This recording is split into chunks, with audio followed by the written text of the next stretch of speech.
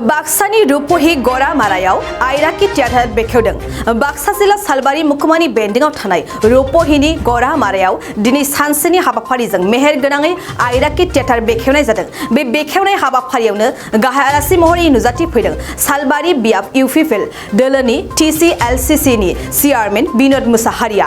मख'जाथावदि बे आइराखि थियाटारनि बिगुमायानो जादों मोनसे समनि बर' सावथुन फावखुंग्रि पामपुलि गयारि। दैदेनो दनिराम स्वर्गियारिया बिथांमोननि हानजायावनो गोबां फावगिरिफोरजों लोगोसेयैनो गासै 60 सा रेंगु दामसाफोरबो दंफायो। आइराखि थियाटारनि बिगुमा पामपुलि गयारिनि फोरमायनाय बादिब्ला गावनि थियाटाराव मोनथाम नायजाब जागोन आरो नायजाबनि मुंखौ फारियै फाखन, दाहा आरो जोंब्लावनाय हाथफ्ला होननानै मिथिहोदों।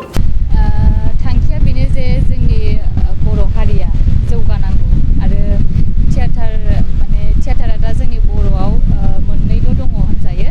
दा मोननैयाव गोबां थियाटार नांगौ हारिखौ सिबिनो हारिखौ फोथांनानै लाखिनो थाखाय बहुद खम जोंनि बर'आव दासिमहालागै। स' आं बेखौनो आंनि थियाटारनि थांखिया बेनो जे आंनि थियाटार खुलिनायनि थांखिया बयबो थांनानै थानांगौ। जोंनि कालचारनि मानसिफोरा गोबां आलाय सिलाय जानानै दं। मोननै थियाटारजोंल' सोलिनो हाया हिसाबै आरो गोबां थियाटार ओंखारबावनांगौ आंनि हिसाबाव। बर' समाजाव आं बेखौनो मेसेज हरनो सानो जे जोंनि बर'फोरा थियाटारखौबो नायनांगौ आरो नायनानै जोंबो जेसेबां हायो मोजां मेसेज होनो नाजागोन आरो बे जोंनि थियाटारनि जिखिनि जों आयदा देखायगोन बे देखायनायाव जाहाथे मोजांखौ सायख'नानै लानो हानाय आरो बर'खौ जौगाहोनो थाखाय आं खावलायगोन आरो नायजाबनि मुंफोरा मोनसेया जादों फाखन, ओमफ्राय मोनसेया जादों दाहा, ओमफ्राय मोनसेया दाबो रेडि जाथ'वाखै आरो सोलिबायगासिनो नामा नालाय। ओमफ्राय जोंनि आइराखि थियाटाराव हिर'आ जाहैदों जोंमा, ओमफ्राय हिर'इना जाहैदों निरिबिलि। जोंनि बे बाक्सानिनो होनजायो, ओमफ्राय दिखियाजुलिनि हिर'आ। थारैनो बे नायजाबफोराबो रायजोफोरा निस्सय मोजां मोनगोन, नायनानै मोजां मोनगोन। जों खावलायो रायजोफोरखौबो जोंनि आइराखि थियाटारखौ हेफाजाब हो आरो बयबो नायफैबानो जाबाय। बेनो आंनि खावलायनाय बयनिसिमबो। नोंथांमोना बिटिआरनि माबे जायगायाव बेखौ दिन्थिगोन होनना बुङो? बिटिआर जेरावबो देखायगोन, आसामावनो देखायगोन। खुलुमबाय, गिबियावनो खुलुमनाय थाबाय। आं बेखौनो फोरमायनो थाङोदि जोंनि बर' समाजावहाय बर्तमान थियाटारा मोननै जाना दङ। मोनसेया जाबाय सोरां मन्जु आरो मोनसेया आलायारन। नै दा जोंना गोदाना जाबाय आब' पामपुलि गयारिनि आइराखि। बियो दिनै बिगोमा हिसाबै ओंखारबोदों जेथिया आं बयखौबो खावलायो आब'नि थियाटारखौ जेन सापर्ट खालामो, जोंखौ अनसायो, जोंखौ नायो, सहाय खालामो। आं बेखौनो बुंनो सानो आरो आंथ' थियाटारावहाय बोसोरनै थाखाबाय आगोलो, एबार आं बोसोरथाम सोरां मन्जुआव थाबाय आं। ओमफ्राय फार्स्ट टाइम आर'नाइआव थादोंमोन, नै दा थार्ड टाइम आरो आंनि थियाटाराव। आंथ' दा मेनावनो दङ, लोगोसे आब' पामपुलियाबो दङ, बेबो लागोन, बेबो एक्टिं खालामगोन। रायजोफोरनिसिम आं बेखौनो खावलायो, जोंथ' दा अल आसामावनो गिदिंगोन नङा होमबा? जोंखौ सापर्ट खालामबासो जोङो आगान होनो हागोन ना। आरो जोंखौ जेन बयबो सापर्ट खालामो, अनो, हेल्प खालामो, आं बेखौनो बुंनो सानो आरो। আজি আমাৰ আইৰাখি থিয়েটাৰখন আজিৰ পৰা ৰিহাৰ্চেল হ'ব, ষ্টাৰ্ট হ'লে আজি 20 জুলাই। নাটকটোতো 3খন হয়, কিন্তু মই বৰ্তমানলৈকে ভালকৈ নাজানো, কাৰণ কালিৰ পৰাহে ৰিহাৰ্চেল হ'ব, সেইকাৰণে আমি নাজানো বৰ্তমান। হয়, মই মেইন হিচাপে কৰিম আৰু লগতে বাও এক্টিং কৰিব, বাও এক্ট্ৰেছেই হয়।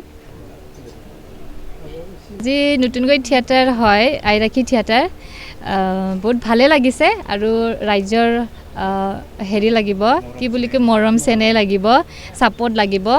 চ' মই সেইটোৱে কওঁ যে ৰাইজসকল আমাৰ বড় আইৰাখি থিয়েটাৰক অলপ মৰম কৰি কিনে ভালদৰে চাব, যিমান পাৰে চাব আহিব আৰু সহায়ো দিব লাগিব। তো সেইটোৱে বিচাৰোঁ আৰু সেইটোৱে কামনা কৰোঁ যে ভালেকৈ আমাৰ আইৰাখি থিয়েটাৰ ভালে হৈ যাওক। এতিয়া নাটকটো হ'ল 3খনে, তাৰপিছত বড়োদি কম মই নামটো, হয় না? এটা হ'ল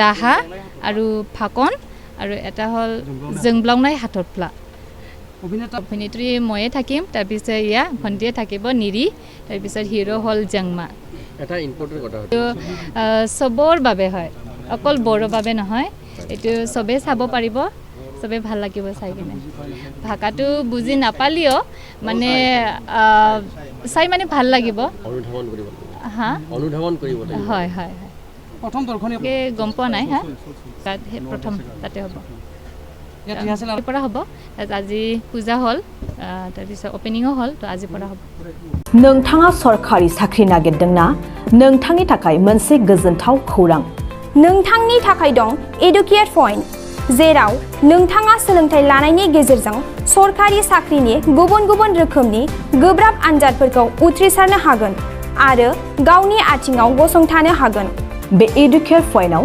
नोंथांमोना SSC bank PO bank clerk bank SO UPSC FSC defence railway state insurance AAO ADO एसिस्टेन्टजों लोगोसे स्टेट लेभेल जब आरो माखासे सरखारि साख्रिनि आनजादाव गोनांथि जानाय आयदाफोराव सोलोंथाइ लानो हागोन मख'नो गोनांदि बे सोलोंसालियाव साख्रिनिल' नङा बेयाव एमबिए आरो सैनिक स्कुल बायदियाव एडमिशननि थाखाय एन्ट्रेन्स होनो थाखायबो सोलोंथाइ लानो हागोन बे सोलोंसालियाव गाहाम थाखो खथानि सुबिदा दं आरो सम मथे नोंथांनि सोलोंथाइखौ बे सोलोंसालियाव होनाय जागोन बेखौबो मिथिनांगोन दि बे एडुकेट पॉइन्टआव सोलोंथाइ लानानै बावैसो 2021-22 इं मायथाइनि एसएससी जिडिनि आनजादाव गासै 11 सा सोलोंसाफोरा उथ्रिसारनो हादों बारा नङा गासै 15,000 रांजोंनो नोंथाङा बे सोलोंसालियाव 6 दानसिम सोलोंथाइखौ लानो हागोन बे सोलोंसालिया क'क्राझार बरपेटा रड गवालपारा आरो बङाइगावआवबो दं क'क्राझाराव सोलोंथाइ लानो गोसो गुदुं जानाय सुबुंफोरा 70020261333 9101 536360 70020261333 9101536360